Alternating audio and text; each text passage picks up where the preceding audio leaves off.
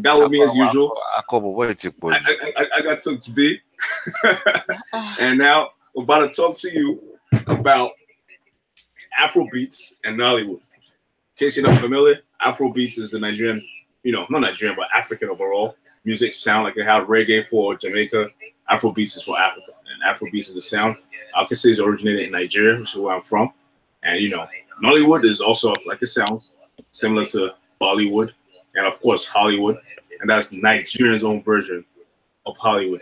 Of course, it's the money room, so we're also gonna bring financial perspectives to this. Let's shoot.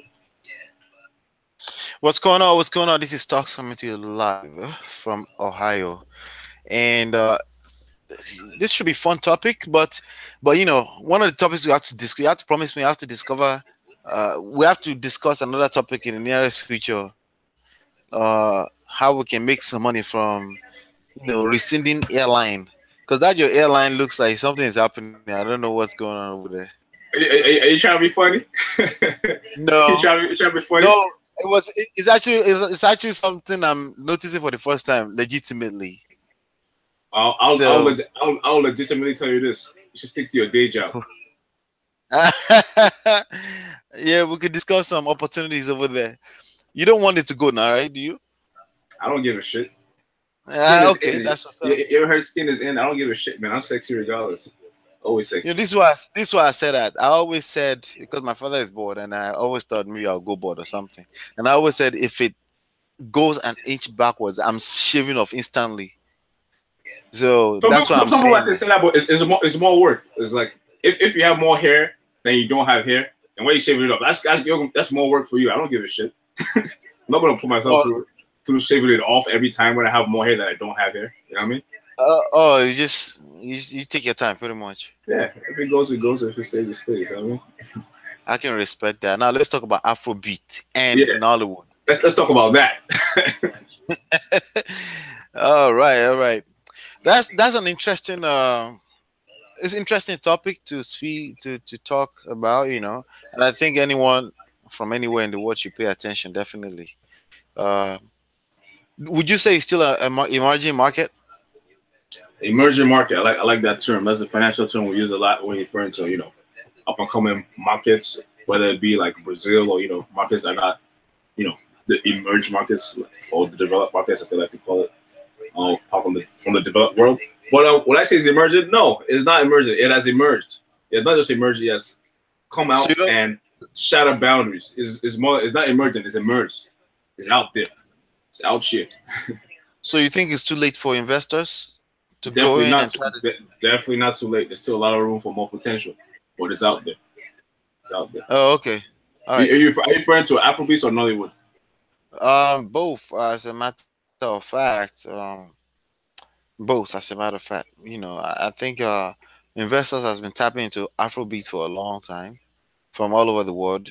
But of course, in the last, I'll say since 2006, it has taken gone to another level entirely, and it's moving as fast as technology is moving.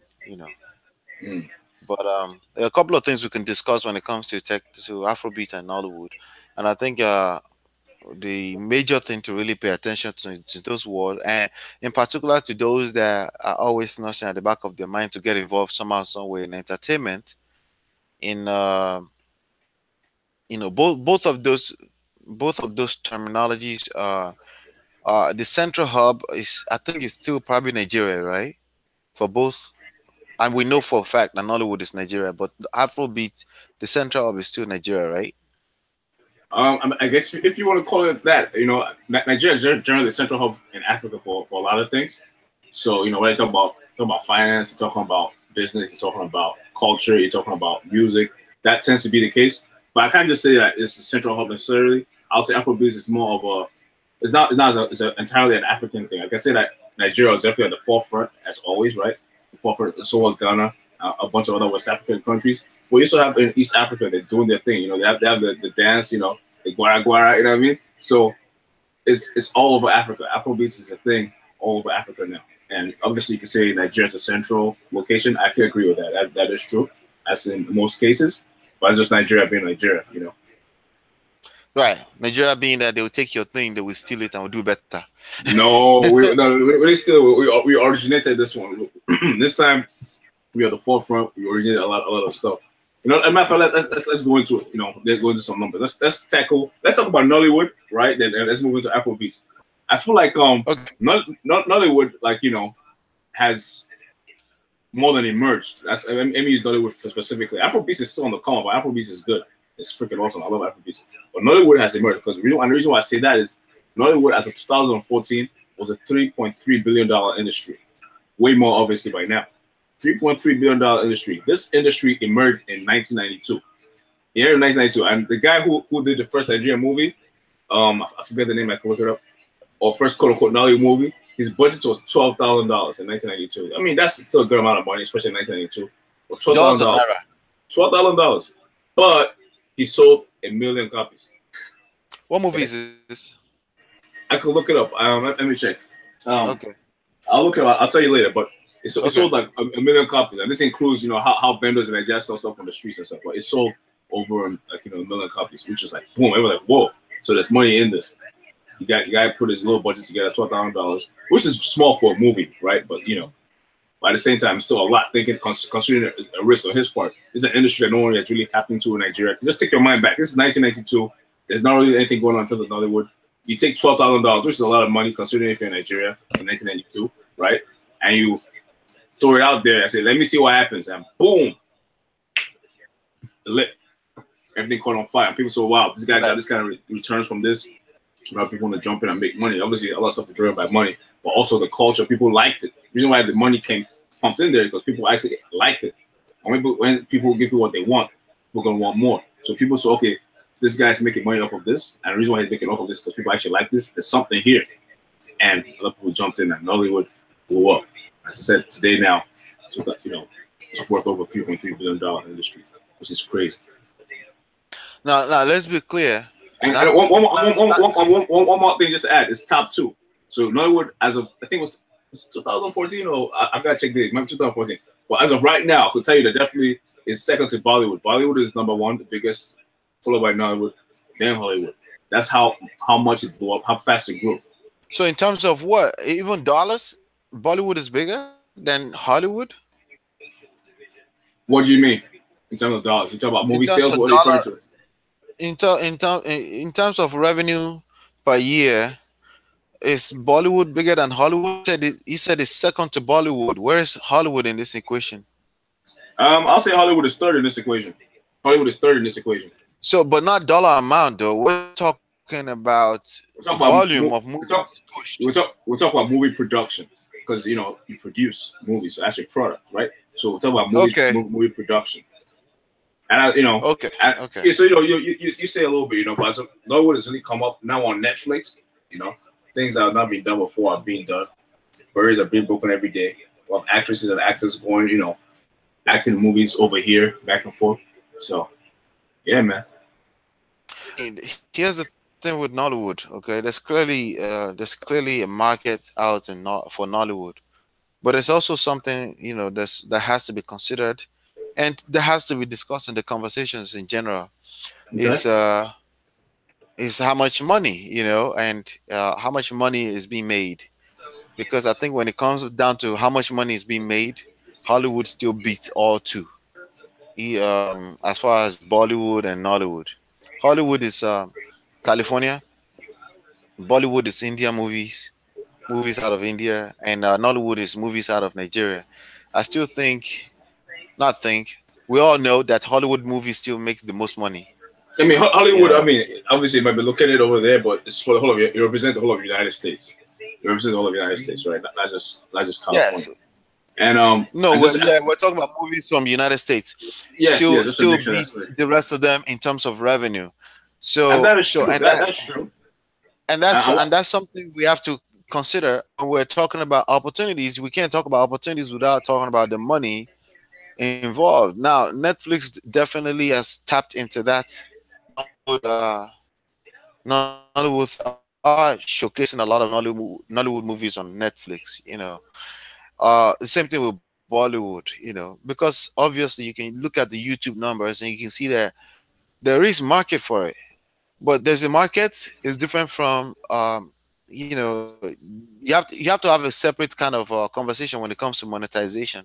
Okay, so that's something I would consider. Then also you talked about first movie in Nigeria cannot be. Are you talking about home videos? You can say home videos. First home video was That probably was. 1998. Have you ever made a home video, even now, in America, in 2018?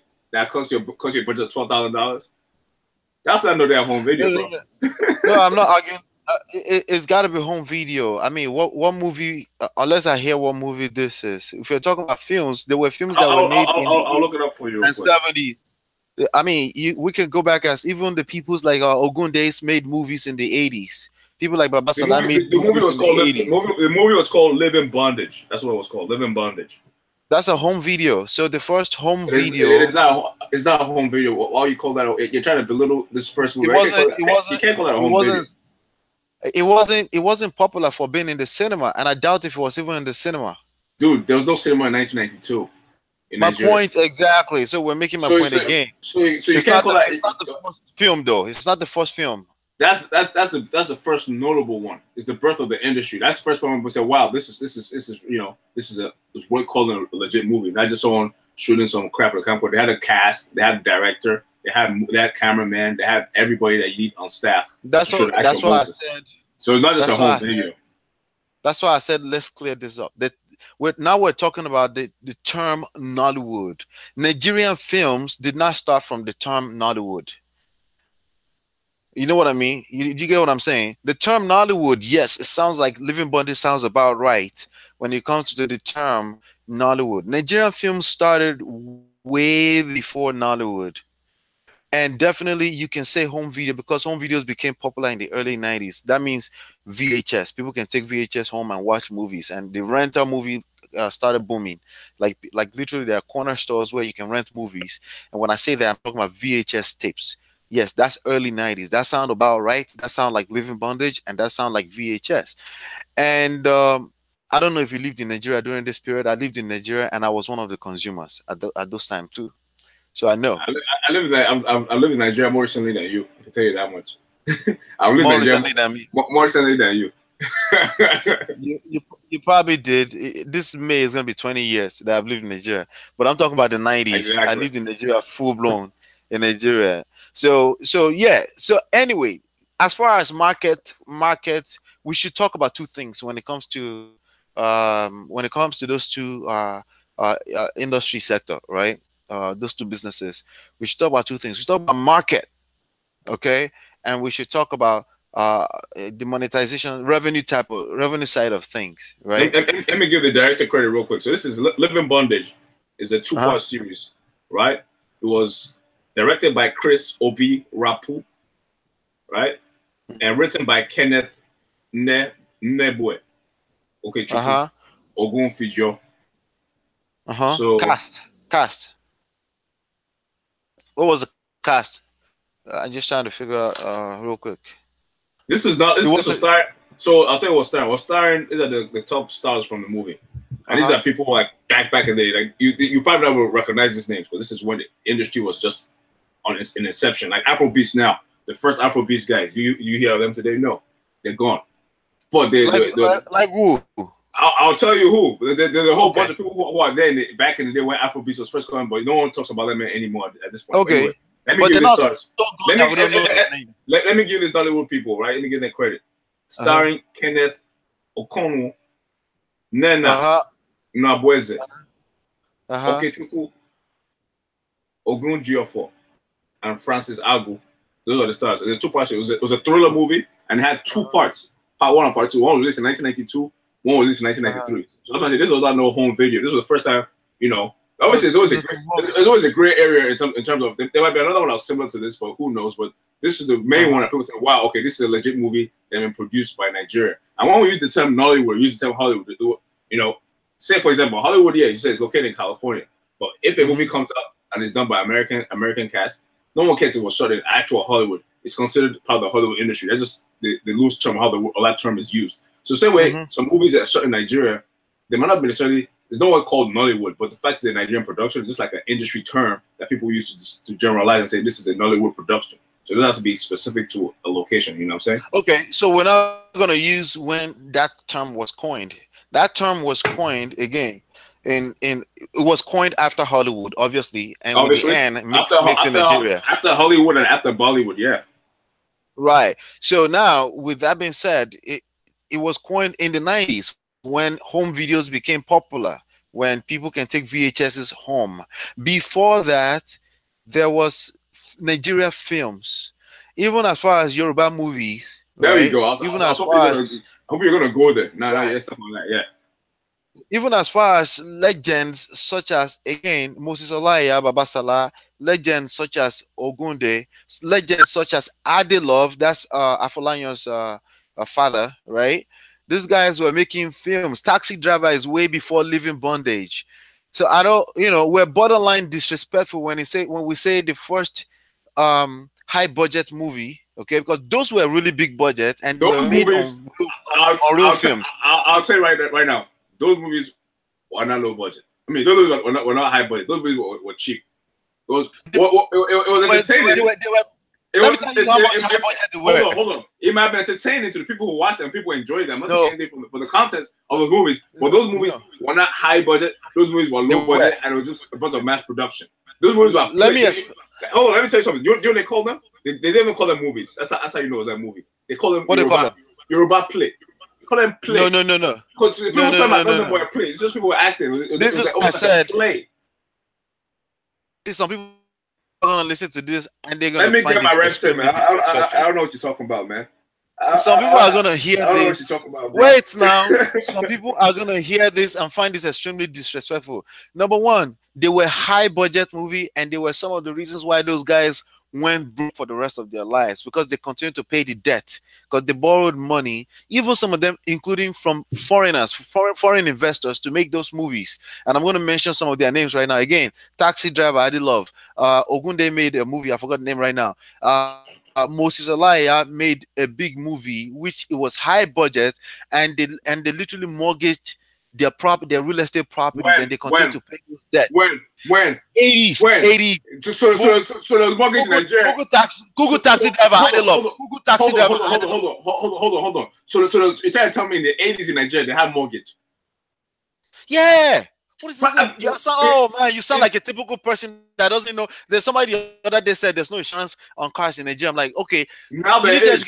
Now there is, but it is in Nigeria. There was when I was growing up. There was insurance on cars. No one's paying that. No one's paying freaking mortgage. Not saying the mortgage. My father always paid insurance on cars. My father always paid insurance on his 504. On his white 504. Growing up in the East. So not the norm. It was definitely not the norm. It was the norm. Who told you that? It was absolutely norm if you had a car. It is not the norm. Even though it's not the norm. You kidding me? It was the norm, and it's still the norm. I don't know what world over time. I don't know what world you lived in, but that was not the norm in Nigeria. And even now, it's still not the norm. No, it was actually more norm, and then it deteriorated. So have car insurance. Yes, it was actually more norm. No, it was actually more norm. I can even CIC something C strokes. I can even remember the insurance company name right now. My head, I can see the logo in my head right now. I'm trying to tell you, mortgage in Nigeria is the norm. No, mortgages is becoming norm in Nigeria, but you could mortgage your house as big guys, as people like Moses Olaya back in Lagos back then. Yes, they could mortgage their property. Yes. Newsflash, they could mortgage their properties back then. So if I look it up right now, I'm going to find out that's what they did. Yeah, you could use your real estate property to stand to collect money, big money. Yes, of course. So that's not the. So you say that then, because that's different. You're going to that's the meaning of mortgage. It doesn't have to be over falsified mortgage. That's the dictionary meaning of mortgage. At the end of the day, I don't want people to think that back in the day in Nigeria at this point that was normal. How if everyone says, "Oh, I'll put this down as equity," right? You put something as equity. No. As a collateral. As a collateral. Yeah. You put that's called mortgaging your building. In dictionary meaning. You're putting a lien or something at that point. If you're doing that, then that's different from saying that was the normal how stuff was done in Nigeria. That's not the normal. Let me repeat myself. I said mortgage the property. That's the dictionary meaning of mortgaging the property. Hold on. Even right now, very recently, like this is like last week or 2 weeks, I told you guys about some land and properties being sold in Nigeria. Nigeria is a cash place. I sent cash to buy it. People don't buy stuff in Nigeria. That's oversimplified too. I'm trying to make it clear for people who are watching, because now on one end, yeah, granted they put a lead on it, but I also be very clear that in Nigeria the way stuff works now, the way stuff worked then, is generally not mortgage. I guess we're saying in terms of, oh, they put a lien on it, so they put it as collateral. They put it as collateral for whatever. That's the dictionary meaning of mortgaging a property. That's not the dictionary. What are you talking about? It is. You mortgage your property. That means you took out a loan, and the house is a collateral. That's a lien. That's a lien. That's a lien. They put a lien against it. That's what she did there. She put a lien on her property. This guy, don't argue with me on real. Don't do that. You don't argue with me. You don't argue with me. Dictionary meaning. Check it out on your phone right now. It's linked. Read it to all of us. Let's not waste our time here, because I know what I'm saying. But right. Yes, back to my point. Back to my point, though. Yeah. So that's besides the point. Back to my point. People like Adelov, okay, on a very popular movie, internationally widely known, Taxi Driver, Google it, okay? They mortgage their properties, real estate properties, and other type of properties, as a matter of fact. Some of them, their equipment, they mortgage big time, went into debt to make those movies, and they lost stupid amount of money because of piracy. It's a big part of Nollywood story, and no one can ever deny those stories. And Moses Olaiya today is still broke because of this situation, and he told it in his story. He had like a little biographic story on the internet last year or 2 years ago that actually went into details about this, and everybody can say yes, that's true. Orumoru, go and check out Orumoru, Moses Olaiya, Orumoru. You can type that into Google, it to pop up. Okay, so when somebody tell you Living Bondage is the first movie in Nigeria, they're completely off base and disrespectful. And people like Afolayan, what's his first name? He's one of the most respected directors in Nigeria right now. Just Google Afolayan director, it will pop up too. He's the son of Adelov. People like him will look at somebody that will say that almost slap the shit out of them. And the guy that was just celebrated last week, Tunde Kelani, go Google him. His first job was not Living Bondage, it was way before Living Bondage. And one of the most popular movies in the 90s was Tiolu Anile, which is another not low budget movie, but one of the classics, Tiolu Anile, one of the classics of Nigerian movies. Okay, so that's why I said, if you're going to use the term Nollywood, let's define Nollywood first. Or are you done? Are you done? Or are you done? Are you done? Okay, now let me tell you what Nollywood is. Since you don't know what Nollywood is, I'll help you understand what Nollywood is. Because I was laughing at you this whole time, because first and foremost, everybody knows that there have been Yoruba movies in Nigeria for a long time. They've been Yoruba just for a while before Nollywood industry was born. So no one is saying that this was the first ever Nigerian movie. That is false. My point is that this was the first time they consider this like an actual high budget, well done movie. That's false too. Let me finish. That's false. I did not finish. I let you finish. Let me finish my point. Okay, so now let me finish by the way. You're finished. You're finished. Now let me finish what I'm saying. So now we're talking about the budget and the movie. First, the movie is in English. The way the movie is, because first of all, Nigeria is not just in Yoruba. Nigeria is a culture of people of different languages, different backgrounds, everything. So if you're speaking in Yoruba movies, let me finish. Yoruba movies only, then the whole of Nigeria cannot even gravitate into that movie or that industry. So now let me hit the nail on the head here.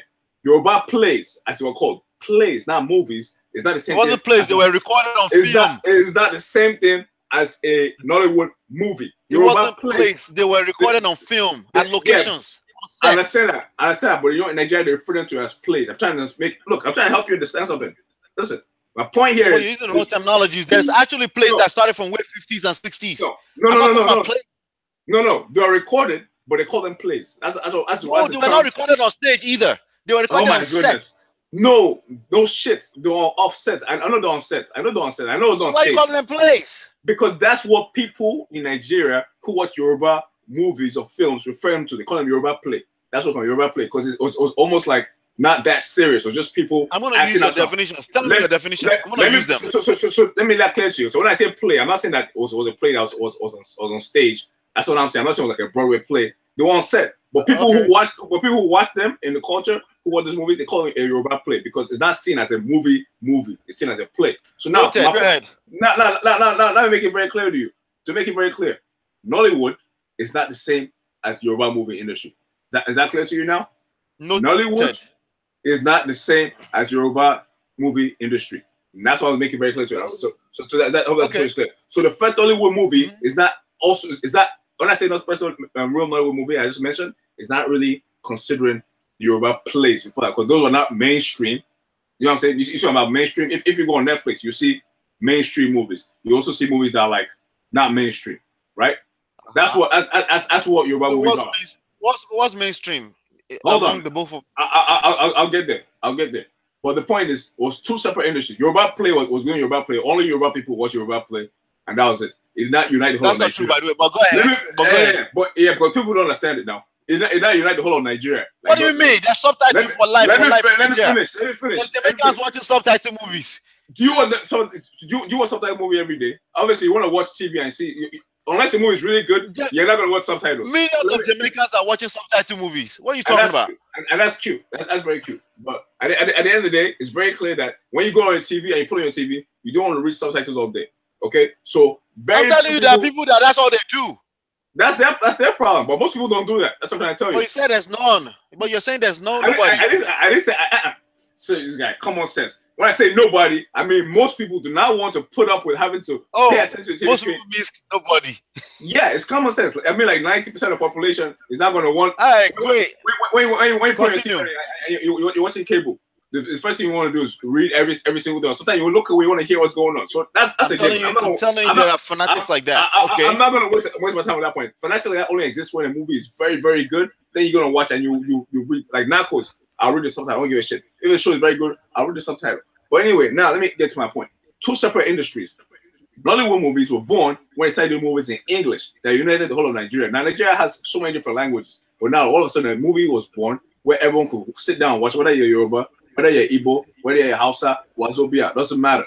As long as you understand English, which is the national language of Nigeria, everyone can sit down and watch those movies and enjoy those movies. That is part of what the Nollywood movie industry was born. And that's Nollywood. So I hope that's clear. I hope it's clear to you now, the separation between Yoruba plays, quote unquote play, before you get hung up on that word play. And by play, I don't mean it's done on the stage. I mean people who watch those kind of movies refer to them as plays. Right? I hear you. And I said that in the beginning, and I asked you that question in the beginning. Are you talking about the term Nollywood? Because I was agreeing with you. Once you said is the term Nollywood, I said, yeah, that makes sense. I said 90s, and I said yes, living bondage sound about right. Didn't I say that? I said that earlier on. Then something started to touch inside here. Something started to touch inside here. Yeah, you can't say Nigerian films. No, you can't say Nigerian films because then it will be off and completely incorrect. If you say Nigerian films, I don't want to keep wasting time on that. But at the end of the day, I hope it's clear now. So we're talking about the Nollywood industry itself. As we know it, and when okay, all right, great. Yes, that's it. There's nothing else to talk about. Talk about Nollywood as itself. That's it. Okay, but it wasn't the first high budget Nigerian film. It was the first high budget Nollywood movie. We're talking about two different things. Yeah, we're talking about Nollywood. Okay. And let me make something clear. Just because something is high budget, right? How about if I give you $1 million to go do a movie, right? And you spend only $50,000 worth of that $1 million on a quality movie, just to make it clear. I give you $1 million for a movie budget, right? $1 million, but the movie comes out looking like a $100,000 movie. It looks like it's crap. The quality is not that good, all that stuff, right? Or I give another person $500,000, and the movie comes out look like a $500,000 movie, right? Even though the budget of one is higher, does not mean that that's the same perception viewers are gonna get. So just because I say high budget and low budget, it's not just about the financial amount. It's about how does the quality look? What does the acting look like? What does the director and the lighting? What does that look like in the actual movie? So when I say budget, I'm not just referring to the financial. Hold on. I'm not referring to the financial amount, right? So about these movies that you're referring to that might be high budget, or someone sold their house to create a movie. But if you sold a house and create a movie and your movie is crap, I'm sorry, that movie still look like crap. You know what I'm saying? So that movie could still be considered a low budget movie in terms of how it looks, perception wise, than the money that was spent. Maybe you gave the money to the wrong people, and the people who took the money, the actors did not act well. They collected big paydays, but they didn't act well. The director, you took all this money, but he didn't direct well, and your movie ends up looking like a crappy movie. Even though it might be technically a high budget to the viewer, it looks like a low budget movie. You follow what I'm saying? So I don't know those movies specifically referring to, but I don't know how the quality actually came out. Because at the end of the day, you told me that they lost their money. So I guess the movie probably didn't do that well. Anyway, so when I'm saying when I say first high budget movie, I mean the first movie that people said, "Oh, this is quality work. This is worth showing to the world and say, this is what Nigeria has done. You know what I'm saying? you're doing yourself. Anytime you refer to Taxi Driver or Rumoru as low budget movie, you're doing yourself a very bad. If one of those guys watches this right now, they're gonna be like, "What is he talking about?" Okay, don't ever refer to Taxi Driver as a flopped movie again. If something was fine, but marketed and it lost money, that's called success in that world. Okay, that's called success. Sadly, it's not success in their personal finances. Yeah, you're right. But when it comes to in that world, first of all, only successful movie get pirated. That's the way it works. Only successful movie gets pirated. Not successful movie don't get pirated. Obviously, does it make sense? The market wants it so bad, they stole it. People stole it and sold it on the street. Let's move on. That happens. That happens. But at the end of the day, my point I was trying to make is having a high budget does not necessarily encompass what I'm trying to refer to here as the first Nollywood movie. It's not just about the budget. It's about the acting. It's about the language the movie was done in. It's about the international appeal. It's about the national appeal, not just like one specific tribe and whatnot. That's why it's called Nollywood, for the whole of Nigeria, not just Yoruba alone or Igbo alone. It's for the whole of Nigeria, and that was able to be projected out into the world and say, "Hey, look at what Nigeria has done." And people could watch that and say, "This is a representation of the Nigerian movie industry." That's what I'm talking about. So now let's talk about that. Now that you finally know so let's talk about Nollywood. So yeah, completely agree with you. Nollywood as starting to get to the point where the market is considered more international. Because obviously the evolution of the VHS was part of the reason for that. In the 90s, would be Living Bondage sound about right. And definitely that was around the time of the inception of the term Nollywood, because even there was Igbo movie before that. Igbo movie started, like speaking Igbo, started the movement of Nollywood. Okay, and then eventually we were watching Igbo movies and we watched the subtitle versions of them. Okay, and then eventually they started speaking English, and I saw all of this happen. It was the last years of my high school days. So yes, it started becoming international, and then because of once the internet started becoming a platform too, obviously in the 2000s, more like 2004 and 5 right now, it has taken a whole different level entirely. So I completely agree with that, in terms of speaking of it on an international level from a consumer standpoint, okay? But there's also there's international from a producer standpoint where they take it to film festivals around the world. Those movies from way back then that I was talking about earlier too, they went to those levels too, from a producer standpoint, But from a consumer standpoint, I see like people all over the world consuming Nollywood. Yes, that's all fresh and brand new and all within the last 20 to 25 years, probably, So I wanted to talk more about the market and also revenue wise, probably like I don't know, maybe about 5 to 7 years ago, platforms such as Hiroko TV came on the scene. You know what Hiroko TV is, right? That was popping for a bit. Yeah, so people were paying, I don't know, $5, $15 a month or something at one point, but screen now are very, very, like you could tell something is wrong somewhere. And I think if anything, and we had this conversation with, is there a market for Nollywood? So that's part of why I want to talk about this. Right. So that conversation in two folds. Okay. When I say there's no marking about with respect to revenue, with respect to specifically creating an app for just Nigerian movies, you know what I mean? There's a cost that goes into creating an app, and not just creating it. The hardest work in it is to maintain it and stay on top of that game, right? As being the app in the game, because Hiroko TV has their own app too. But then there's also Ibaka TV, and throughout all of those evolution, as my wife will sign up for them and then cancel them, eventually. But she keeps one of them, and that's Netflix. Okay, and for obvious reasons, Netflix can afford to maintain all of this content in one hub for $12 a month, right? Because the cost is greatly reduced. How's your video quality? It looks like you're breaking up a lot. Oh, my video quality looks perfectly fine here. I think it's gonna be fine once it's recorded. It's just transitions. Okay. Okay. So So yeah, I mean, so the one stable one among all of them, sadly, which is a conversation that went viral too, on one of its closest related, it can be related with the conversation that went viral last week with the Grapevine platform, right? About how white people will can pretty much monetize our shit more than us, you know, because they brought it to the table. All of a sudden, it's a little bit different, and that's something you have to consider when you're trying to get into a market. Okay, because there's a market doesn't mean there's a profitable market. You see what I'm saying now? Because there's market, like I said, like people are consuming this, does not mean it's the most viable or profitable thing to get into. Especially when you're going to say, hey, you want to niche in. There's a positive and a negative to niching in on a market. Okay, there's something called over niching and there's something called under niching. Okay, you could niche in way too far and then you kill yourself, right? Or you could under niche. In other words, you're too generic. Nobody know what the hell you stand for. Okay, so there's negative. You can drink water and kill yourself with water, but yet water is good for you. That's the kind of conversation I'm having here. So we have to talk about that. Speaking about water, what I have to say is rising tides raise all ships. Again, rising tides raise all ships. In other words, the trend is your damn friend. The point is, if the market is going up, we're talking about stock market, real estate market, any market, everybody who's in that market is going to enjoy that ride up. And right now, Nollywood is hot. They're going up. So if you're in Nollywood, unless you do something really wrong and you're playing a little stupid, you're going to make some money. If you're in Afrobeats and Afrobeats is going up, rising tide is going up.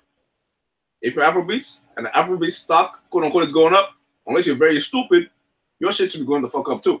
So those are very, very bold statements. And when we make such bold statements, we have to back it up with how do you avoid not being 3, 4, 5, 10 years from now. We got to back it up because business is tough and it's not 1 and 2 and 1 and 0. It's not engineering. Sometimes timing is not exactly easy to pinpoint like that. You know, timing is everything, right? It's not exactly easy to say, yeah, you were stupid. If we say statement like the very bold statement, we have to back it up because I always use this example. The billion-dollar companies of this world have gone under before, and I can mention 2 of them, Lehman Brothers and Bear Stearns.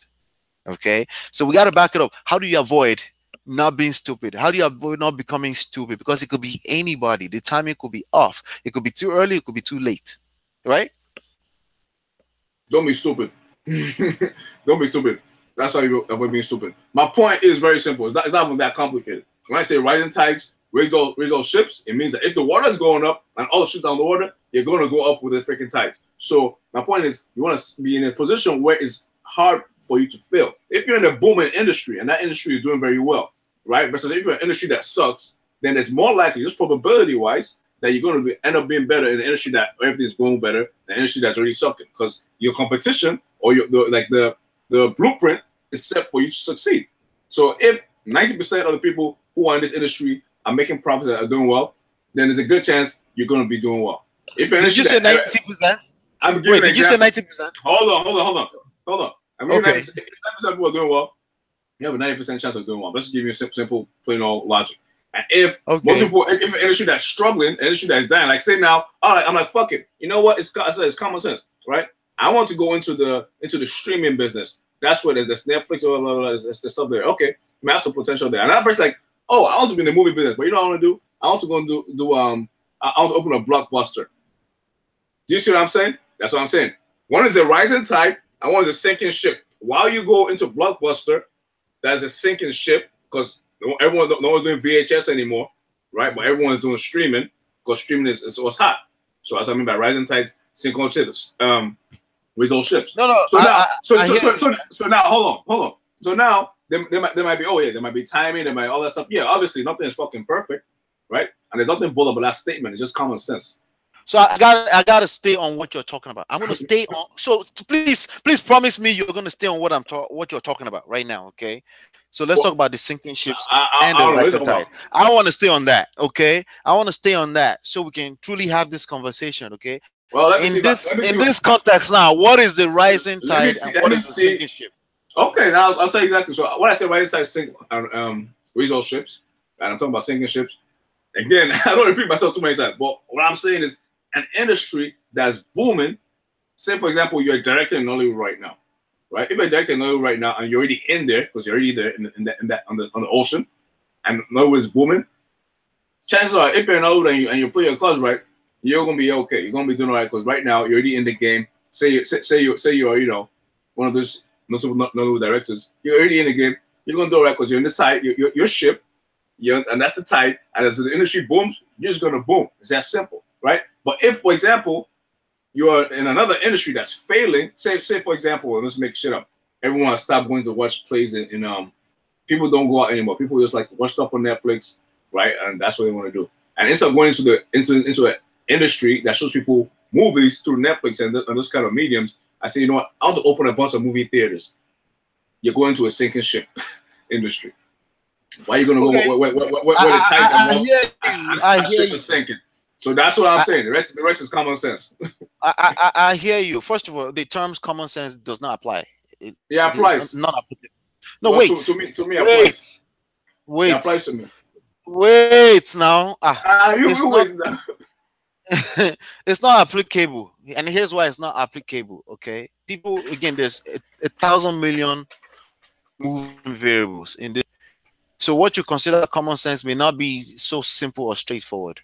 You mentioned 90% when it's booming, okay? Because we saw a few movies and the name Nollywood booming does not mean 90% are booming. I just want you to note that. I'm not saying you said that. I also want you to understand that when I said 90%, I treat that as an example. I'm not saying you said that. I'm just saying. But you said I said something. I'm gonna make sure you know that. That was an example. You to note. I just want you to note that, okay? I want you to know that for every one movie, let's say that we have about 9 solid movies in the wedding parties, right? Wedding Party was the biggest year, and then the second part, everybody said was shit, right? That's the reviews that's coming out right now, and I think it's still in movies or something like that.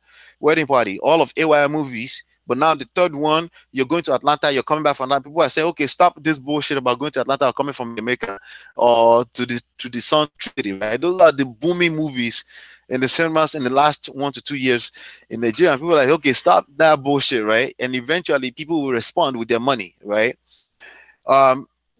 When it's too late and when it's sometimes you can't tell. And you can't blame, like, for example, everybody is making noise about Black Panther right now, right? And they're saying Hollywood was on that stereotype thing for a long time and they are wrong. And now I think it broke $1 billion, right? It did, right? Did it yet? Black Panther, right? But they were wrong. But you can't. But the truth is that when a formula is working, everybody follows it, right? Until it's too late, until somebody loses some serious, right? And you can't. Just like you can't blame the person that's following the formula that works, you also can't blame the people that say, no, I'm not going to do that status quo, right? So to your point, sinking ship and rising tides, right?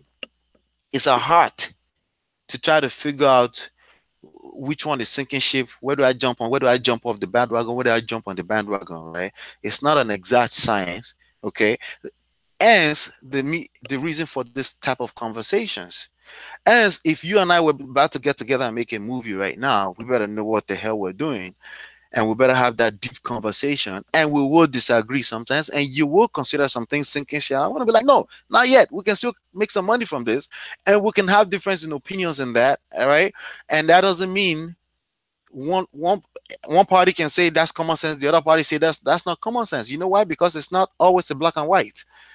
Because you can't. I know I'm saying this. I don't want to go off topic here. We're talking about things that, Well, I'm talking money. I'm talking money in Nollywood. We talk about timing. Talk about a timing and a trend, right? So obviously, like everything else, it's timing, and there's so many other variables. So many other variables you have to consider when you're making a decision. Duh. That's what I'm saying. That's pretty obvious. It's not duh. It was your statement were assuming that those were not factors. Your statement were very like you were assuming that those were not factors. I put it simplistic. All things being even, all things being equal. Simplistic. Just to make it very, very simple. Like, I want to make it dummy proof. I'll make very clear what I'm saying. I mean, it's simplistic. Why am I going to add 1,000 different variables or 1,000,000 different variables that may be there or may not be there? We're talking about money and the market. We're talking about money and market. Okay, so we have to touch on all the factors that affect this market. And by the way, everything we're saying so far affects Afrobeat as well. That's the thing. We cannot touch on all the factors because there are too many of them. If you can touch on a few of them, I can say, okay, this is blah blah blah. But there are a couple other things that may happen. But there's so many other factors, things that we're going to talk about here, and there's still going to be more to be said. So there's so many other factors that can come in, like timing to get into the industry, there's other risks that you don't factor. How about Nigeria currency risk? Nigeria should be worth this much. Our currency actually turned up. $1 is now worth 360 naira. That could also affect your business in that industry. There's so many things you can talk about there, right? So many variables that could always keep changing. So many of them. But all I'm trying to say here that Nollywood and Afrobeats are both industries which are booming, on the come up. You buy low, sell high. You plant your seed and let it grow. That's what I'm saying. So now you tell me 3 good reasons, okay, why you feel anybody who has an ounce of interest right now should jump into Nollywood or Afrobeat. And 3 reasons why you think they will make money. You already said one. You think it's an uprising thing, and it almost sounds like you're saying is guaranteed that they will make money. Nope. Right? Is that what I'm hearing? No. You're not hearing. You're not hearing that. Don't put words in my mouth. I did not use that word. That's what it sounded like to me. I did not. Nope. I did not say that. What I'm trying to tell you is, what I'm trying to tell you is this: in the stock market, if the stock market goes up the whole year, right, and you buy a stock that same year, say 2014, the stock market went up 20%. Just an example. It goes up 20% in 2014, right? If you bought some random ass stock, you just were like, oh, I want this one. I like this one. It looks cute. I like this stock. It's cute. I want to buy it. There's a very good chance you'll have made 20% to that year. That's what I'm trying to say. You see what I'm saying? Even if you're randomly picking stocks in the S&P 500, if the S&P 500 went up 20%, you have a very good chance of making that same amount, maybe even more. So are you saying there's a very good chance? So that's your rising tide. That's your rising tide right there. Okay. The only way. So now, if you lost money in the S&P 500 while the whole market was going up, then you got to rethink. Okay, what the fuck did you must be so good at picking bad that that when the market was going up, you went down. You see what I'm trying to say? That's what I mean by rising tides raise all ships. You want to set the rules in a way where it's easy for you to win. I hear you. So are you saying that Nollywood right now there's a good chance of making money? Is that what you're saying? All things being equal. All things being equal, there's a good chance of making money. All things being equal, but that's the thing. It depends on making money as what? As what? As an actor, as a producer, as a director? In any way. Possibilities in life are endless. So now, if you think you're a good actor, maybe I'm the right one to go to, right? But there's so many things. What resources do you have? Do you have any connect? Somebody who knows the director? Do you take directing class? It's all a matter of you leveraging what you have, your resources, and there's so many different variables. But if you think you have what it takes and to get that little edge, then by all means you have an advantage over other people who try to be directors. Then it might be very easy for you to become a director. If you want to be an actor and a friend of yours who's acting and a friend of yours is a director, blah blah blah, then next you might find yourself in a freaking movie. You know what I'm trying to say? So it's all about you leveraging where you are, who you are, and the resources that you have. That's now, what about your opinion?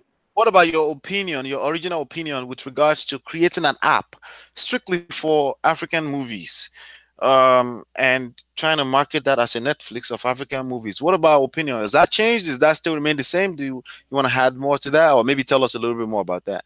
Remember your original opinion on the chat. I do remember our original opinion because I never said that. I think you might want to revisit the chat room and see what I said. No, I never said anything specific. I said your opinion. I didn't say anything specific. Can you remind us of what that is, and then tell us if that has changed? I didn't say anything specific. I said I gotta go check.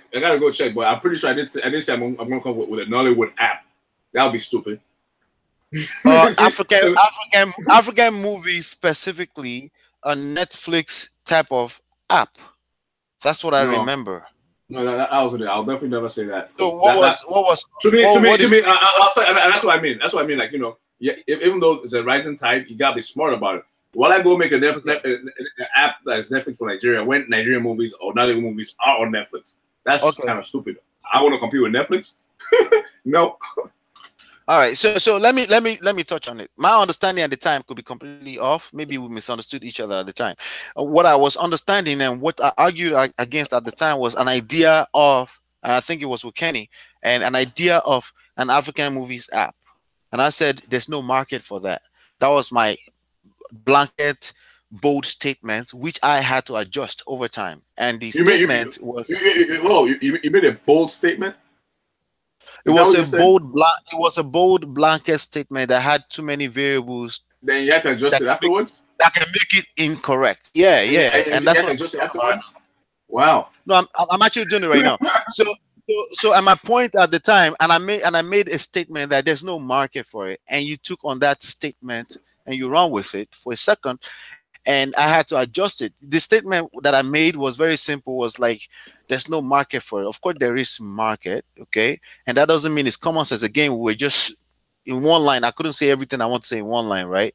So what I meant at the time is that a market specifically that will now patronize you because you have African movies does not exist. Okay, they'll rather go to Netflix. Once you mention Netflix, I said that's the point. They'd rather go to Netflix where they can watch everything else, which is why Netflix is powerful, which is why Monique's request for people to boycott Netflix is cannot ever be effective because people just don't go there to watch just comedy specials. They go there to watch everything, literally, So, which is one of the reasons why Netflix is successful. Okay, there's multiple reasons why it's successful. Number one, low cost for them, and they can bring all this into the marketplace by simply buying licenses for $20 million, $10 million, and stuff like that, right? So, if you make such a good movie and you can put it on Netflix, you're better off than trying to create a Nollywood or African movie specific app. And what I meant by there's no market for that app. It's different from there's no market for, I'm not making sense. It's different from there's no market for Nollywood. Because at that time you went and pulled some numbers up from YouTube to show that there's market for Nollywood movies. There's a difference between there's market for Nollywood movies or if there's a market for the app in particular, for the actual platform, the media platform where you exchange this content. Is that making a better sense? I'm looking back to the conversation. I don't think that's what the conversation was. I have to look it up. I think what Kenny brought up was about something like a funny videos. Like, how a lot of African parents like send all these funny videos or stuff back and forth through WhatsApp. Should make an app that just has like a whole bunch of funny videos, something along that line. I have to look at it again, but it was not about Nollywood and it was not about that. But I think what you were saying and the point of me and you went back and forth about, I think that might have been regarding you saying there's no market, there's not enough numbers of African people or people who are interested in that to support it. And I said, maybe that's how you think it. Yeah, and that's what he said. And I said that's not necessarily the case. It depends on what kind of spin he's trying to do with it. And that's why when Black Panther came out, remember I also give as an example. Everyone felt like in their mind like, hey, you know what, all black movies don't do that well. That was the general conception. There's not enough market for it. People are not, the black dollars are not going to come out there and support the movie, blah, blah, blah. It's not going to be enough. The market doesn't support this kind of content. And I just again, I said, hey, just because you haven't really seen it done before, it's just a matter of doing it right. If you do it right, then you'll be the person. You'll be this guy. You'll be that guy we just spoke about who made the first Nollywood movie, quote unquote. So just because it hasn't been done before, you just got to do it right. Be that person, and now you are the beginning, inception phase of that rising tide. Because now people are gonna jump on it, and guess who's already in there? You. That's what I was trying to tell you. Right, but there's a lot of one of the shittiest thing that exists the most is ideas. Ideas is something that we have overflow of. Everybody have ideas. You know what I'm saying? And what people don't have is successful executions. That's what we're lacking as just human race. Okay, we'll always have ideas. So ideas, we're not short of ideas. Okay, we're not short of ideas that will be completely brand new. Like, I think this is going to. But that point doesn't have to do with this. This was just a matter of ideas. It does. I having too many ideas. This was a matter of you coming at Kenny's idea. I just have to start from somewhere. That's coming from somewhere before it gets executed, right? And what I was trying to tell you that the idea might have been there before. You have to have the right execution. So that's what I'm saying. You have to execute it the right way. Sure. So you're trying to tell me it's a bad idea. Blah blah blah blah. It's not going to work. I'm saying. It's not saying a bad idea. No. I didn't say it was a bad idea. I specifically said there's no market. I was trying to say, well, if there's no market, then it's a bad idea. That's what I'm trying to say. But I'm saying I'm saying there might be a market there. It's just not being tapped into the right way. But I just clarified that. I just clarified that for you, and you just told me that you're not listening. I said there's a difference when I say there's no market for the app or for the content. There's obviously a market for the content. It's two different things. Okay, the media, there's no market for VHS, regardless of how good your content is. Does that make sense? I just oversimplify it through the roof. You can't tell me you don't get it anymore now. Okay, there is no market for VHS tapes. I think you know what I said. You generalize and you have to back off from your bold statement. Let's keep backing up. Let's keep backing up. Sure, if you want to call it that. But when I said there's no market, I'm talking about that media form that you guys were talking about. You guys were talking about an app for funny videos. Well, let's even use your word for funny videos. It doesn't matter enough funny videos on Instagram. Why would I want to get into your app so you can charge me a premium so I can watch a funny video? It doesn't make any sense whatsoever. It doesn't make any sense. That's actually not what we're talking about, right? That's what Kenny was talking about. And I was talking about just the app for funny videos. That's how the conversation started. Funny video? No, Hollywood movie is applicable. It doesn't matter. It's not. So we're talking about the market of African people being enough to support this kind of stuff. I also said you're wrong. Of the app. No. You're missing the point again. You kept saying that the market is not there. And I'm for the media form. I just said that. No. I'm gonna pull up what you're saying. For the media form, you can't say there's no market there. Again, that statement would right off the bat will be wrong because, like you said, you went to put the numbers for the content. Nobody was talking about the content. I was not talking about the content. I couldn't be talking about the content. There's no need to go argue back and forth about this. I can simply clarify it right now, and then you can take it and say, okay, that makes sense. So we can go on to Afrobeat. This is what he said, yeah. Said that their household dating. We're talking about dating apps. I said talk to you about dating apps. Apps. The media.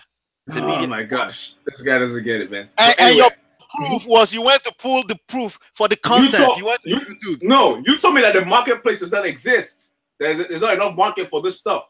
And I pulled the market to show you that hey, there's no market for stuff. Why did this page have so many subscribers? Why does this page have so many likes?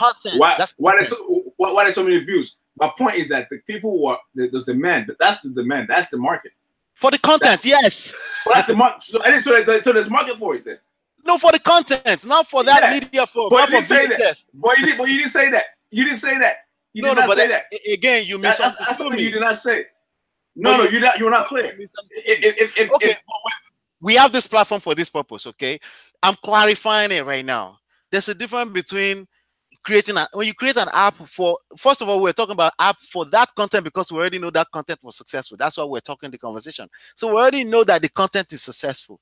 So that was never the argument. If the content was good enough or if there was market enough for it or not. The point is that when you try to create another media form, another exchange where people can consume this content, you better be smart about it, and definitely creating your own app is completely off base and backwards. Everybody is saying go to Amazon. You're saying no, I want to create my own Amazon.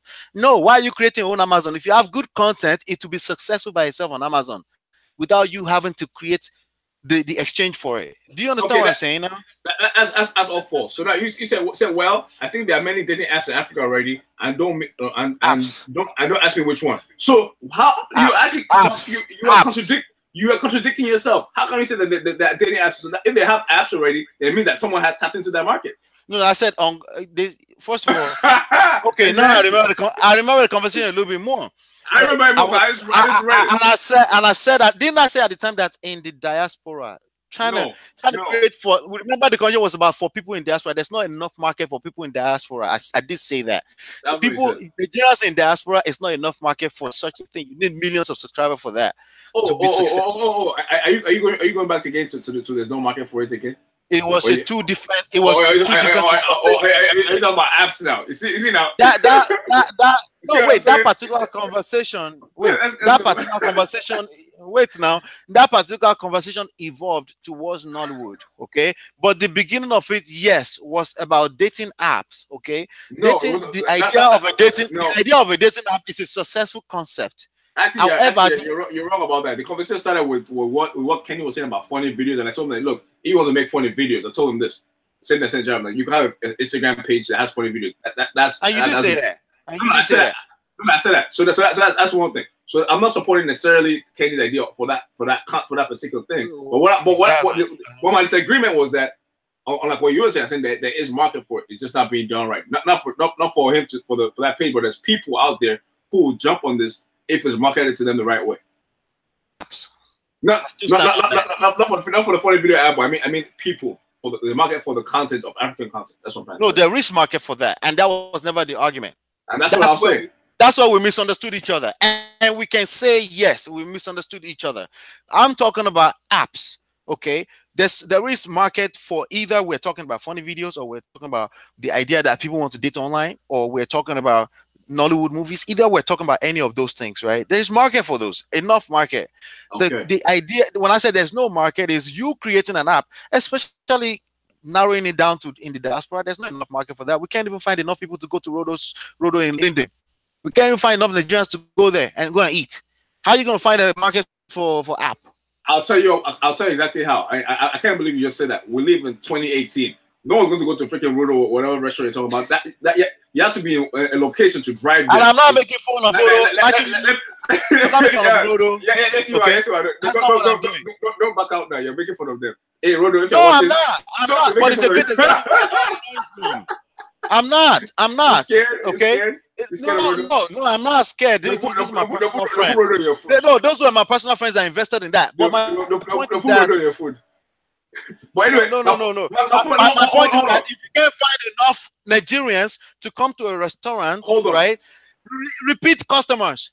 How are you going to find enough Nigerians in the diaspora to support the app? Let me break that point. But that point is very silly for lack of better terms. With all due respect, that point makes no damn sense. I'll tell you how. I'll tell you how. We're in 2018, right? So I'm not going to compare a freaking restaurant where people have to calculate the population of people in the radius around that place who are actually going to go there, right? But let me finish. Hold on. I'm not going to compare that. That has to be determined by. It wasn't comparison. Hold on. I'm not going to finish. I'm not going to compare an app that has to do with geographic location in relation to a building where a restaurant is to an app where anyone can use it no matter where they are in the world. We said diaspora. You're missing the point again. In the diaspora, it was specifically for kids that are looking for husband and wife in the diaspora. But do you see the population? But do you see the population difference between a restaurant somewhere in Linden or wherever the heck it is in New Jersey, right? And how many 20 customers you're going to have there? I made that statement. I've considered that. I have considered that. I factor that into the millions of people. Again, get this word. There's no millions of Nigerians in diaspora. Stop saying that. There are millions. Of course, there are millions, but there's no millions of people that will support you. My point. My point is that I have enough market. My point is that having a pocket with millions of people compared to a restaurant. That even you said you invested in that. Why would you invest in that? I didn't invest in that. I didn't say that.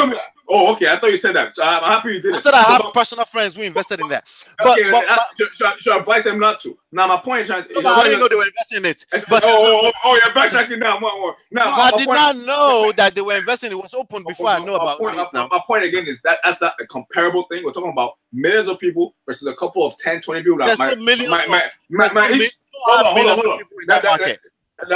I'm gonna eat here one day. I'm gonna never come back there again. Now you have a million people in the market where you could choose from, right? Even if not all the millions of them download the app. This was the statement I just made. Don't put words in my mouth too. This was the statement I just made. I said you can't even find enough people in New Jersey to support a freaking restaurant. That statement was made with consideration for the difference between a digital platform and a local. I get that, but that statement was made with consideration to that. Okay, I already considered that when I made that statement. My point when I said that was like Nigerian specific niche down, because one of your arguments at the time was niche. I was like, no, you can over niche yourself out of business. That's too much of a niche. When you say diaspora, you're putting yourself in a box. For an app, you will fail. If you do it internationally for anybody around the world, you say African, you have a better chance because it's supposed to be a digital thing anyway, right? You have a better chance. And like I said, there are already existing ones on ground. That was my point. Nobody said all that. My point from the get-go. I said that. Yeah, exactly. I didn't say that. My point from the get-go, which you're not understanding, is an international app that anybody could use it. Your target audience could be outside of Africa, right? Because they're the ones who are not in Africa. And that's when I said this. Let me finish. But hold on again. It's international for everybody to use, so everybody could use it. But the target audience is for those who are outside of the continent of Africa. But Africans are free to use it all day, every day. Everyone will use it. And that was the one that I said I would not. So, that's the one I said I'm out. I'm out. Get it? No one said I said I'm out. No, you never said I'm out because. No, I'm saying that was my point. That was my point. That would be my simply I'm out. Doesn't mean it's wrong. Doesn't mean you guys cannot be successful. But my point, it just means for me personally, I'll be out. Once you said diaspora, targeted at diaspora, I'm out for an app. I'll be like, you talk about this like was actually an idea that we're actually about to do because we were not. And there's no point where there's no point where you're like, I'm out. We're just having a regular conversation. No, I will tell. Let me finish. Let me finish my point. There's no point where you're out because it's a regular conversation about possibly how we're gonna do things, right? So this is not no freaking Shark Tank. I'm out shit. Ain't nobody out or nothing. Because let's have a simple conversation. Why you both on this issue now? Hold on now. Let me finish. So now what I'm trying to tell you is very simple. At the end of the day, my point is the point of this app was there's so much. It's such a you said there's so much, right? I heard that. And I said, hypothetically speaking, if it was an idea, and you said that. But hypothetically speaking, yes, the word, yeah, they didn't try to do it. You're right. Okay, but hypothetically speaking, my point was that this was the point where I would be like, I'm out. Once you say an app in the dance, even like as a matter of fact, if you say Rodo, right, I will still believe in Rodo better because, like you said, it's a local business. I will still believe in Rodo or a restaurant. You just have to do proper marketing. Then an app in the diaspora. Why in the diaspora? Why can't it be for the world? Once you put in the diaspora, I'm out. This was in NOLLYWOOD for that statement of Rodo versus an app for millions of people versus a couple of hundred people in New Jersey. The conversation is more about size of market with respect to revenue. Okay, that's the conversation. This applies everywhere. This is what I have to say about that. To faire quoi? On what? For that Rodo restaurant versus an app. Now, I'll dissect this very simple. The cost of entry into the business of the app, very low. Rodo, high. Chance of your business failing in Rodo, high. High as fuck. No, First of all, I don't want to switch over. Let's make it, since we're having NOLLYWOOD talk. And NOLLYWOOD, let's just have that. One more time. To faire quoi? Okay, a NOLLYWOOD focused app for people in diaspora is I'm out in the conversation. Okay, yes, you're right. Nobody wanted to do that, but I'm just saying, in the conversation, I'm out. I just don't believe in it, and I should be allowed to have that opinion. And this is how I feel about that. Specifically in the diaspora, especially in diaspora, in the world. This guy, man. Let's move on. Let's move on to another topic. We're wasting time here talking about something that doesn't matter. No, the conversation is still on point. The conversation is still on point. It's about market size, revenue. Let's go to Afrobeat. So now, at the end of the day, what I'm trying to say here is, when it comes to NOLLYWOOD, there is money to be made. Obviously, there's no simple way, straightforward formula success. You gotta use your freaking brain. You gotta be creative. Measure all the variables. Use your resources, like I said. You have to know who you are, what you're capable of, your strengths, your weaknesses, and leverage all that to get to where you want to get to. So with that all said, if you do everything right, NOLLYWOOD could be very, very profitable for you. That's how I end that for NOLLYWOOD. If you do everything right, this guy, if you do everything right, you gotta back that up with more than some generic advice. Please. You gotta back that up with some. We can move on. But maybe you can come up with some better, a little bit more solid. At least I'm pretty clear on where I stand. I'm not jumping on both. I'm not. But it's generic.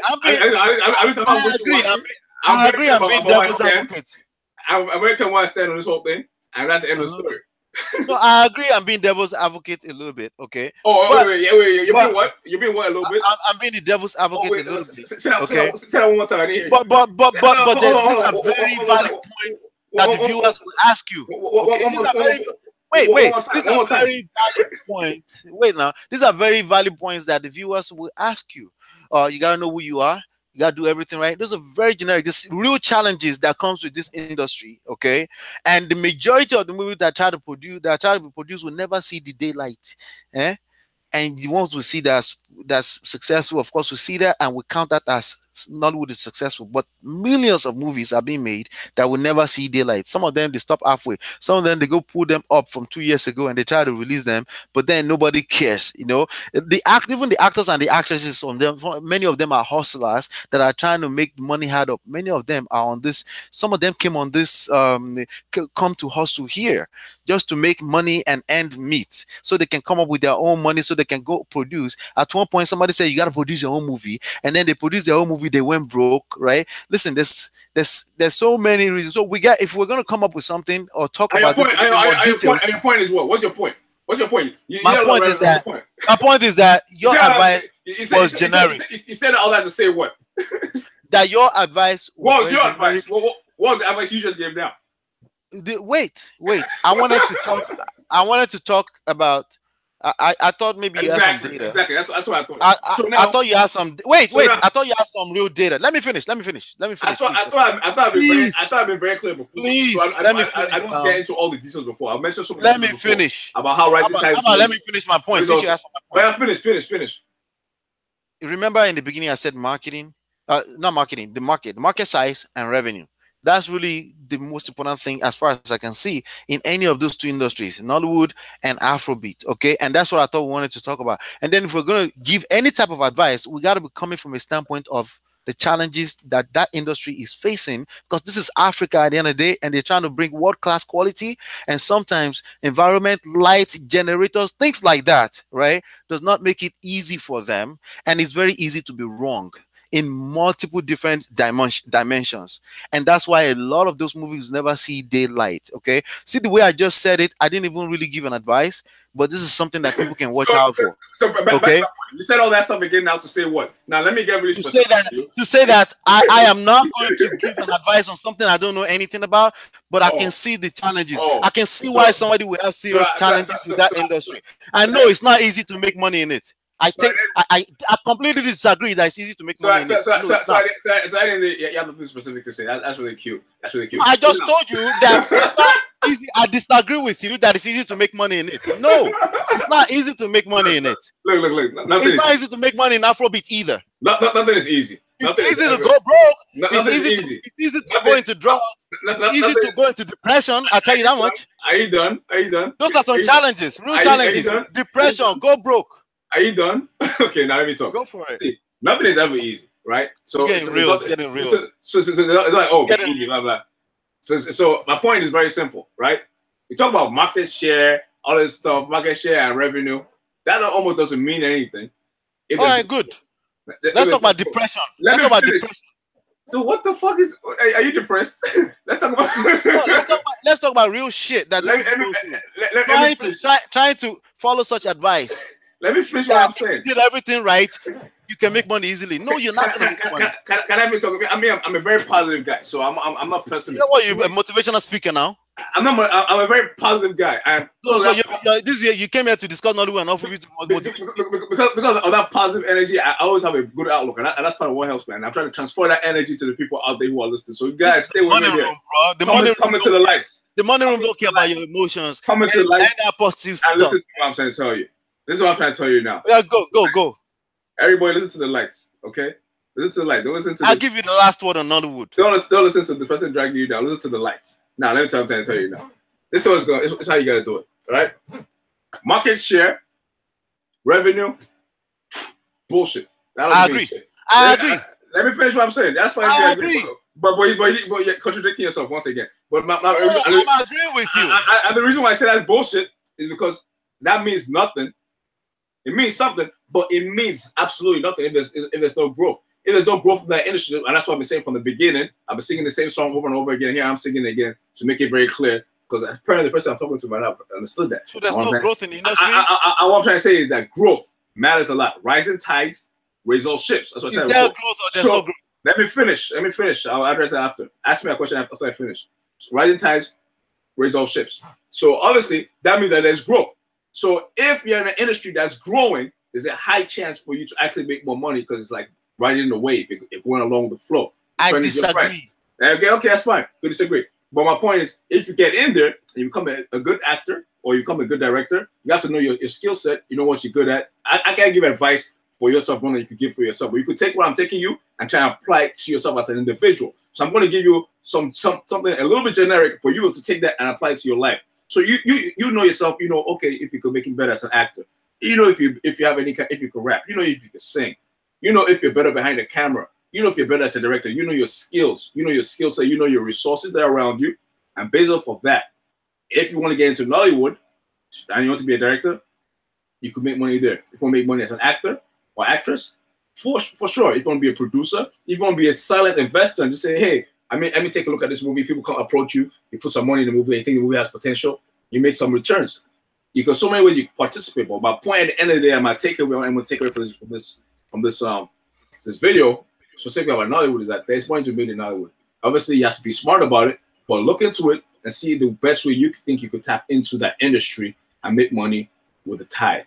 Rising tides raise all ships, unless the ship has a hole in it. Done. You made your point, right? All right. Yeah. While I agree with everything you just said, let me maintain the position of telling people what to watch out for when you're dealing with that marketplace. From even from a producer standpoint, like when you're dealing with the professionals in that arena. When you're dealing with professionals in that arena, people are very hungry. People are hungry in all type of ways. Hungry in terms of hungry for success, but also literally hungry. Okay, they're hungry like this. Yeah, like literally hungry.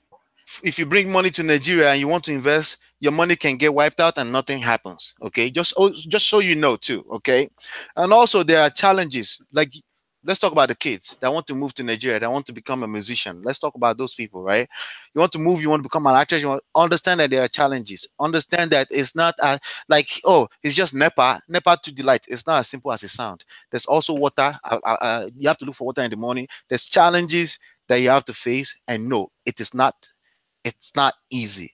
It could be simple the way Namdi just gave it, okay? And I'm agreeing with him that, yeah, it can be simple once you have your mind in the right place. However, having your mind in the right place is one of the most difficult things to do, especially when you have to, like a culture shock. This real thing called culture shock. If you want to go to Nigeria and become the next actor, actresses, and all these things, make sure that you know what you're doing. Okay, make sure you know what you're doing when it comes to what you're leaving behind and what you're trying to dive into. For every Banky W story, there's about 120,000 people who moved to Nigeria who have run back here because it didn't work out the way they thought it would work out. Of course, we hear the success story of Banky all the time, but what my point with telling you that is that know that what you're facing is not as simple as how it looks from Ebute Meta, a Banky W to what it is right now today. And we can dive even a little deeper into what Banky W is involved in today. Are they still involved in the same thing? What kind of challenges has he faced? It would be an interesting thing to interview Banky W in this moment, or anybody who has moved to Nigeria to do anything. That's my point. So while I agree with everything you just told the people, Namdi, I agree. Okay, the positive side, the motivational side to it, yes, it's doable. Yes, obviously there's money to be made. I want to add something to that. It's not simple money. And just to add to that, you do have to go back to Nigeria. And this happened when I was in college. I was at a Nigerian restaurant. A couple of my friends were eating food, and this girl. Let me finish. You know what? This guy, I was shooting a movie. This is a real life example. It happened to me. The guy came up to me and said, "Hey, do you want to act in my movie?" I'm like, "What the fuck?" I'm like, "Fine, I'll give it a shot." I was fucking around, and me and one of my friends from Ghana, I met a couple other people. They made me act this. They made me act this scene out in a movie about some guys like, "Oh yeah." I'm not getting into details, but the point is, but that happens all the time. That happens all the time. Hold on. That happens all the time because that happens. For obvious reasons. Look at your muzzle. But I turned it down because I could do it, but I just didn't feel like doing it. You know what I'm saying? So why not? Again, and so I think I want people to take too. After I said that it is a profitable industry, we're going to talk about Afrobeats. I believe that's profitable too, and you should get in there if you can. You don't have to. You have options. So if you can leverage yourself and say, okay, this is a profitable investment. I want to get into this, or you can be like, okay, it's a profitable investment, but I don't want to get into this. I want to get into something else. It's that simple. So it's a decision. You have choices, and I still stand by that choice. Can I ask you a question? If you're sitting down and you don't even believe there's insurance on cars in Nigeria, what do you think the standard of professionalism in those industries are in Nigeria. When people move from diaspora You to don't have that to kind move. of That's what I'm setting. saying. You don't have to move. A lot of those movies, they shoot No, them here. oh, They shoot thank you them for here bringing a that lot back up now. again. They Thank you for shoot them bringing that here. back up. A lot of them are shooting here. You don't have to move or you have to move. I'm not going to make a stance on that, but that's extremely debatable. I have somebody here right now that we're doing a project together who absolutely think you must move. It's debatable, okay? I'm And not. there are many reasons that they give for that. You As, have to as, be as, on ground, you know. as a matter of fact, you don't have to be around. I'm saying you can make some trips that you might visit, but as a matter of fact, you'll be surprised that because you're here, you'll be more, you'll be more quote unquote seen as a catch to act a certain role in a certain movie. You know what I'm saying? Let me So give you an example. it depends on how it works out. Let me give you an example. You know, like in everything in life, sometimes it's chances, right? Not chances, but consistency in people seeing your face. The people, the powers that be, the people that are going to give you opportunities, sometimes need to see your face over and over and over again before they say, nah, you know, you've been coming around, you've been here every day. I think we're going to make, or the timing is just right. There's an opportunity right now, right?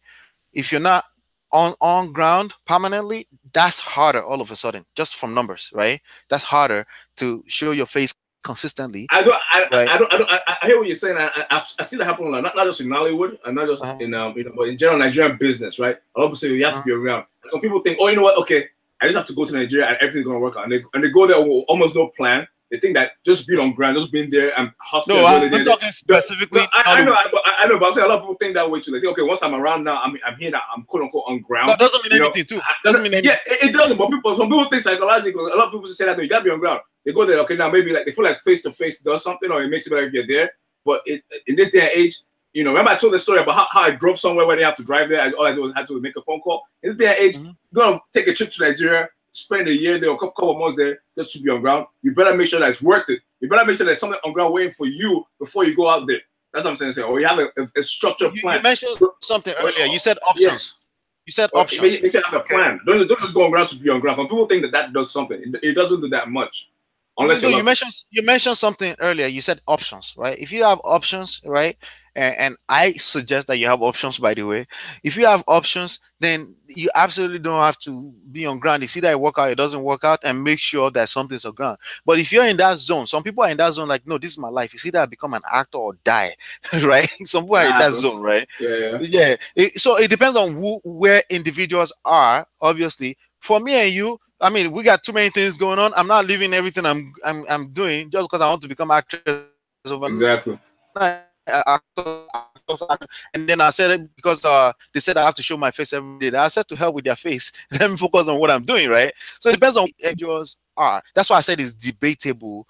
If you're in that zone where you feel like this is what I want to do, right? Like this is what I want to do, and you're gonna have to make a sacrifice. Meaning you're gonna have to burn some bridge at some point. Meaning all those other options, and it's gonna be a very risky thing to do, and people are gonna think you're crazy, right? And you're gonna face challenges. You're gonna feel like running back here because there's no water, there's no lights, there's no like you see here that's just turning on. It's like right now, I can guarantee you 99% this right now, right? 99%. There's a 1% that there's a tornado outside, I guess, right? But all those little things, because that's people's lifestyle. That's literally the lifestyle. Can make people run back to the Western world and be like, no, it's not going to work, and then you would have missed out. So that's why I say it's debatable. It's not. These things are not. I would like to make it simple, right? But it's not simple. It's simple, but not easy. Like, let's say it's not easy. It's not an easy thing to do, and I think, and I agree with you. There is money in this marketplace, and I think the people that will take the risk and take the chances are gonna eat out of this market big time into the next 30, 40 years, Okay, 50 now we're years, talking. even a long time, right? But understand that that's not just some. It's not child play. That's my point. It's not child play. You know, it's All right. not.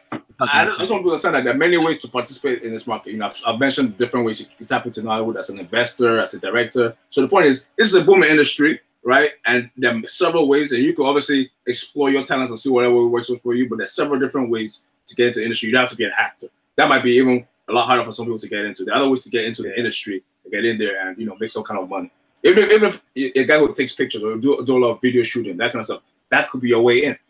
There's so many different skills you can harness and use and plug yourself into that industry and make some money in that industry. All right. Yes. I Afrobeats. think we got somewhere. Afrobeat. I mean, everything is Fine. applicable to Afrobeat, but I think it's worse for them. I think you have a better chance as an Oh, actor, oh, oh, oh, oh, oh, oh. actress. One last thing. One last thing I want to say about Nollywood, which is very important about how a country's perception is. I feel like when it comes to Hollywood, Hollywood is like America's biggest weapon after H-1B visa, which is the student visa for international students. You bring the smartest minds in the world or whatever into the country, it's a melting pot, and use them to push the economy and whatnot. That's the H-1B visa. Hollywood is like a commercial. It's like a market. It's marketing for the United States of America. It's marketing to the rest of the world. Say, hey, this is America. People from Absolutely. all the world watch Hollywood, and they come here expecting Hollywood. It's not always Hollywood that you get when you come here. Yeah, it is marketing. But, That's a good point to bring but up. it's a big PR campaign. That's what it really is. It's a big That's PR what, and that's marketing something campaign that for the that's country. something that the Nigerian government don't get. That's something they don't get. I don't know, but you know what though? I think that Nollywood is now people are knowing Nigeria more for certain things. People hear what Nigerian movies. People know more about our culture. So it's not like I run to people and people say, "Oh, where are you from, Nigeria? Are you Yoruba? Are you Igbo?" Oh, I watch Nollywood movies all the time. And that's another thing. That's another form of PR for the country, It's and that's PR. a good thing. It's PR is a form of marketing, and that's a big win for Nigeria. That's a fantastic insight. Absolutely. So that's because I mean, obviously, people sometimes it's not that's one of those things that's not obvious. Why should government spend money on Nollywood? Like, hello, it's PR. You can paint the picture, image of your country based on that. Yes. And I think in this day and age, it might not have as much impact as it used to, because now we have Instagram. You could actually see what's really going on in America, because people go in all over the world could actually just go on Facebook and see what's really going on. They could go stream a video on Facebook Live or Instagram Live and see what's really going on and how things are really happening, right? Versus the PR campaign. But at the end of the day, as long as they keep getting bombarded by that PR campaign with the movies, the media, the explosion, the chase scenes, they have the black guy driving around with the white cop, but everyone's all happy, hunky dory. Mm-hmm. But it ain't always like that in real life. You know what I'm saying? But that's how the PR campaign. I still got just a few days ago. I still got questions. I still got the question: do we walk on barefoot in Africa? I still got it, literally in the last few days. You see, and it's either ignorant or they're trying to be stupid, and you should have slapped them across the face. So Nollywood is one of those ways where we can change that narrative, because they've used that same weapon, which is all those lion movies and people jumping out of the woods, slavery movies, to paint the narrative of Africa being. I mean, that's the thing that dominates the marketplace when it comes to big blockbusters. So it used to be that way. I guess you could almost say it's kind of that way with Black Panther or whatever. But now people are beginning to see the light. They're beginning to see light again through social media, through Facebook, through Instagram, and through Nollywood movies, projecting the PR image of Nigeria and Africa overall. So that's a big point I want to take home now. That this is you're not just investing your money, especially if you're African or of African heritage. You're also boosting the image of this heritage, and it's not some people in huts walking around barefoot or whatever, which is part of why I didn't necessarily stand behind all the Yoruba plays, because all of them were like that once upon a time. But Nollywood showing, hey, this is city life. This is how things happen in contemporary and modern day Africa, modern day Nigeria. In fact, one of the challenges with Yoruba, since you mentioned Yoruba, one of the challenges between Yoruba and English movies in Nigeria is the stories of Yoruba movies are a lot more quality than English movies, but the picture and the production quality is a lot more better in English movies than so the consolidation between good stories and good production is a big challenge for them, for the actors and actresses, because you see some of the Yoruba people that are known for Yoruba movies trying to escape and trying to be more fluent in English, trying to escape into the like Jennifer.